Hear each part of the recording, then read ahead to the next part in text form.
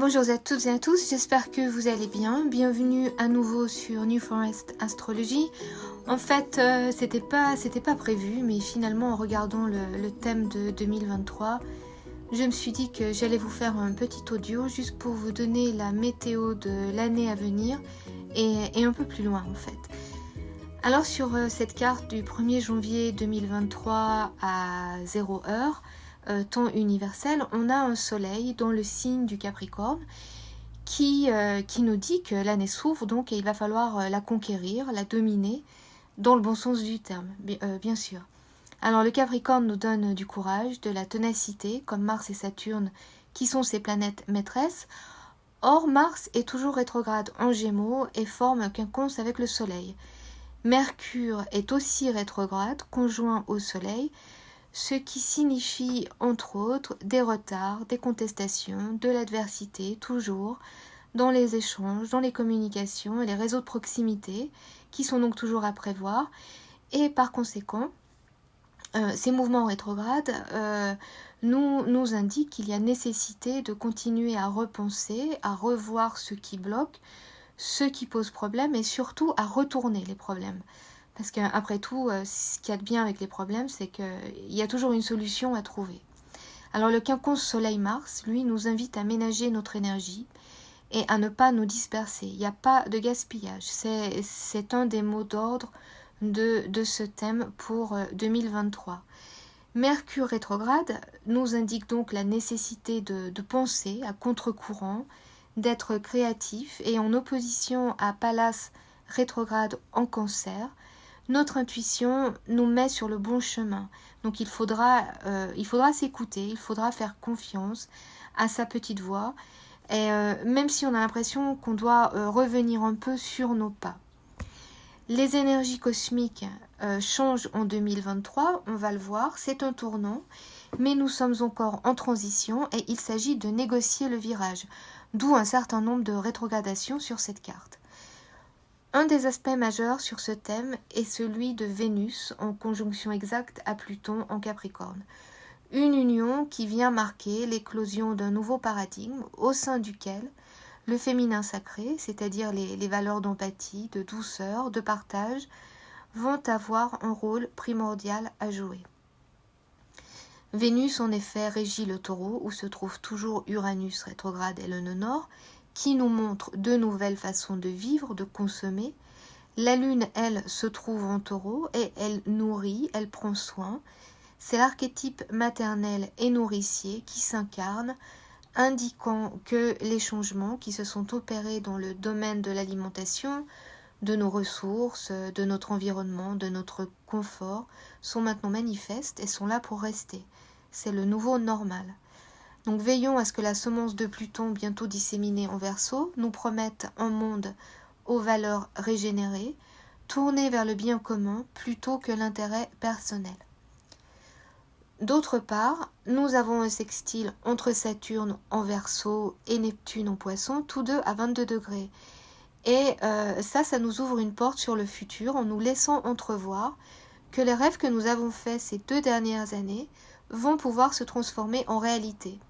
S'il passe le test de Saturne, bien sûr, qui lui va venir vérifier la solidité, la faisabilité de nos visions en Poisson. Donc car Saturne va faire son entrée dans le signe du Poisson au printemps, et là nous devrons vraiment faire preuve de pragmatisme et d'humilité dans un secteur de notre thème qui a tendance au flou artistique, à la paresse parfois. Saturne nous rappellera à l'ordre, si besoin, en cas de dérive. Le transit de Saturne en Poisson viendra donc tester nos limites, frustrant peut-être parfois, mais aussi constructif, car Saturne solidifie, densifie. Il va nous pousser à concrétiser un endroit de notre thème qui est plutôt dans l'abstrait. Saturne, la technique, la mécanique, dans un signe qui suit son intuition, connecté au monde spirituel, intuitif, artistique, et on pourrait voir ces 2 prochaines années une tendance à venir automatiser ce qui par nature n'est pas mécanisable. Et avec Pluton qui en plus va arriver en Verseau, je veux parler de l'intelligence artificielle qui, à mon avis, va prendre une dimension nouvelle et pénétrer des domaines très poissons, comme les arts, les croyances, ce qui fait la spécificité humaine, justement. Et ça, on a l'impression que c'est comme un filet jeté sur le collectif. Et car avec l'entrée de Pluton en Verseau en 2024, en 2023 Pluton va entrer puis sortir, mais l'entrée définitive se fera en 2024, là on rentrera dans une ère nouvelle. Et comme un enfant qui fait ses premiers pas, on commence en général en faisant pas mal de chutes, en se faisant des bobos plus ou moins gros. Et les erreurs sont utiles, mais les corriger sont nécessaires. Donc il faudra être vigilant. Et ça m'a fait penser à une maxime, science sans conscience n'est que ruine de l'âme, qui à mon avis s'applique tout à fait à ce transit. Donc en tout cas, et c'est positif, Saturne en Poisson, c'est une force, ce sera une force canalisante qui viendra encadrer nos visions, nos idéaux, pour nous permettre de réaliser sur le long terme et de contrôler le flot parfois tumultueux de notre contenu à cet endroit de notre thème. Donc il peut être pesant, mais c'est aussi une chance de structurer ce secteur. Ce sera aussi un moment pour comprendre vraiment que nous sommes tous connectés et que l'effet papillon est une réalité. Et puis c'est un peu loin, mais début 2026, Saturne et Neptune se retrouveront au tout début du Bélier pour conclure tout ce travail et surtout entamer un nouveau cycle. Et regardez donc quelle maison se trouve en Poisson sur votre thème en attendant et ce qui va être travaillé pendant ce transit pour anticiper le transit qui va donc s'ouvrir en 2026. Au niveau mondial, juste pour info, comme ça, le cycle Saturne-Neptune est en particulier significatif pour la Russie, pour qui il est le marqueur de grandes transformations. On a la révolution russe en 1917, la mort de Staline en 1953 ou la chute du mur de Berlin en 1989. Donc suite au prochain épisode de ce côté-là. De plus, Neptune en Poisson et le nœud nord en Scorpion sont en trigone jusqu'en juin. On achève le recyclage dans ce secteur. Et avec Saturne en Poisson, nous réglons la note du solde karmique dans ce secteur si besoin. Mais surtout, nous utilisons ce que nous avons appris pour structurer l'avenir. En sextile au nœud nord, qui est en Taureau, Neptune vient faire germer une conscience nouvelle.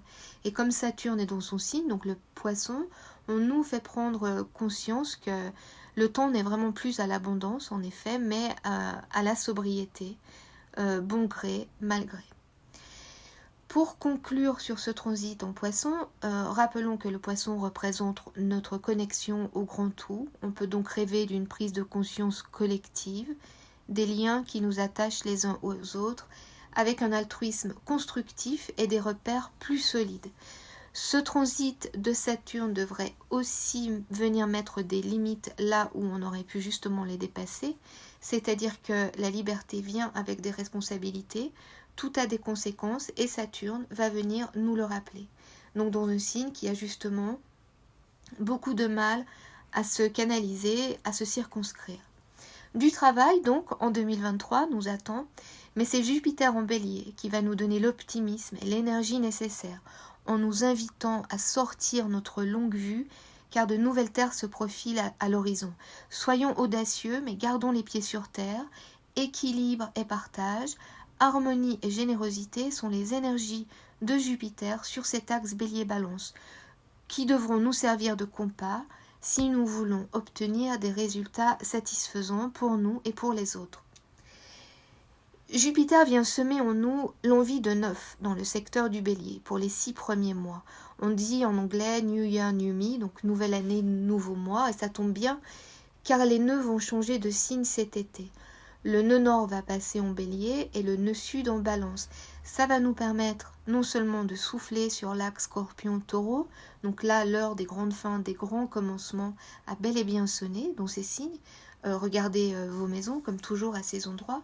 Et collectivement, ce passage des nœuds sur l'axe Bélier-Balance, ça va venir nous faire travailler la sphère relationnelle et nous donner l'occasion de nous redéfinir, d'exprimer notre individualité de manière complètement nouvelle. L'été marque un tournant, un nouveau départ, Et même si Jupiter en carré à Pluton à la fin mai, mais conjoint au nœud nord, augure d'un moment frustrant entre ce que nous ambitionnons et ce qu'il nous sera possible de réaliser à ce moment-là, il faudra y voir un mal pour un bien, une façon de ne pas mordre plus que nous ne pouvons mâcher, car Jupiter conjoint au nœud nord de fin mai à début juin vient nous ouvrir de nouvelles voies, dont le signe du Taureau, et dans les tout premiers degrés, alors que le nœud nord s'apprête à quitter ce signe. C'est comme un gros point d'exclamation, là, dans la direction prise à cet endroit, et collectivement, en ce qui concerne donc la nécessité de revoir notre rapport à nos ressources en général. En opposition au sud, on nous exhorte une dernière fois à abandonner ce qui y nuit. Si vous avez des placements sur les premiers degrés des signes fixes, Taureau, Lion, Scorpion et Verseau, donc attendez-vous à de possibles virements de cap dans ces secteurs ou mises au point qu'il faudra accueillir parce que ce sont des moments à vivre. Pluton annonce une nouvelle phase avec son entrée prochaine en Verseau en 2024 et ce pour les 20 prochaines années. En 2023, nous aurons un avant-goût des thèmes qui seront soumis à la transformation radicale plutonienne. On ouvre bien grand les yeux et les oreilles de fin mars à début juin par rapport aux maisons et aux placements personnels pour voir ce qu'il vient métamorphoser chez nous en Verseau. Collectivement, un nouveau paradigme s'ouvre, nul doute que tout ce qui concerne les nouvelles technologies, si on peut toujours les appeler ainsi, en tout cas l'intelligence artificielle, le transhumanisme, les communications interspatiales seront en avant ces prochaines décennies. Tous les domaines de notre vie vont être impactés. Le télétravail, l'éducation en ligne, la digitalisation des services médicaux, sociaux, à grande échelle vont devenir la norme. On n'échappe plus à la technologie. Alors bien sûr, Pluton a tendance à pervertir ce qu'il touche avant de le transformer, de le nettoyer. Et on peut s'attendre à des égarements dans ces domaines. Donc à terme, ce transit de Pluton nous annonce une métamorphose de la conscience à l'échelle collective par l'utilisation des outils technologiques et voire peut-être même la découverte de nouveaux mondes. Alors bien sûr, le transit Saturne en Poisson fait aussi partie de cette transformation de la conscience individuelle et collective. Enfin, sur cette carte, on a aussi un joli chaînon de semi-sextile presque quasi exact en partant de Mercure à Saturne à Neptune qui nous suggère d'ajuster notre perspective en voyant le verre à moitié plein, célébrer nos acquis, les utiliser pour trouver une forme d'apaisement et de sérénité collective et de faire de cette nouvelle perspective une habitude. Donc optimisme ici, et je vous conseille aussi de jeter un œil sur votre secteur Lion. Quelle maison se trouve dans ce signe en particulier, car Vénus va venir rétrograder dans ce signe de la fin juillet au 3 septembre. Le dernier passage de Vénus à cet endroit date de l'été 2015, donc retour vers le passé, ici cet été. Que se passait-il chez vous durant l'été 2015 ? Ça va être l'occasion de revisiter ces sujets avec des gens ou des situations qui remontent à ce moment-là et revoir les dossiers qui y sont attachés, refaire les choses différemment ou permettre aux autres de refaire des choses différemment. Cette année, on met donc à profit la triple conjonction Mercure rétrograde Vénus-Pluton et ça fait vraiment penser à une préparation d'examen. On révise, on travaille, on peaufine, on vérifie et puis voilà, on rend son papier, la note sera finale et c'est cette note qui va nous ouvrir ou non des portes ou enfermer. En tout cas, on entre en 2023 plus riche des connaissances acquises depuis 2020, connaissances qui seront validées et reconnues en 2023. Il y a une élévation, un changement de niveau dans un contexte de responsabilisation, de sobriété voulue ou imposée. Alors ça vous intéressera sûrement de savoir aussi, ou peut-être, que le degré 27 du Capricorne, sur lequel se trouve Pluton, dans le système de Sabian, représente, je cite, l'ascension de la conscience individualisée vers des sommets atteints par les chefs de sa culture. Ça colle donc assez bien à cette comparaison, cette analogie avec un examen et l'acquisition du savoir en fonction des efforts personnels fournis. Et puis aussi, je vous fais un message guidé qui n'était pas prévu, mais voilà, un livre tombe, je regarde par habitude et je lis. Une nouvelle façon de penser est essentielle à l'humanité si elle doit survivre. Albert Einstein. Alors voilà, je vous laisse avec ça. Peut-être que ça pourrait être notre mantra pour l'année 2023. En tout cas, je vous souhaite beaucoup de belles choses, une belle heureuse année. Et je vous remercie encore de m'écouter sur New Forest Astrologie et j'espère vous retrouver très bientôt.